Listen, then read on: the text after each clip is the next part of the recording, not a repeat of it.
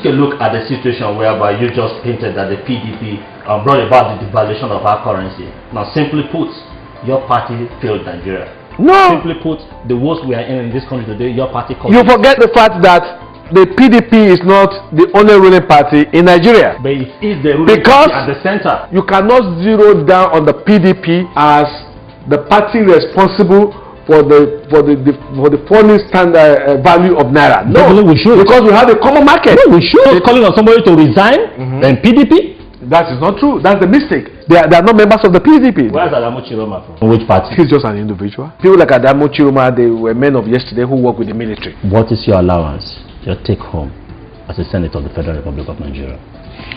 Well, I was not sure of your career. I would have come with a pistol for you to see. Or if you want to retake this, you have the idea. Just give it to us. If you want to come back tomorrow, I will come with my pistol. I don't have to. Just give it to us. The figure. Now, I do know where that there's no senator that earns more than a million naira. No. President Obasanjo will not be lying. You know that. He didn't get his fact right. The former president, 8 years, he didn't get his fact right. He didn't get his fact right. It's fireworks all the way. Join us every Thursday at 8 p.m.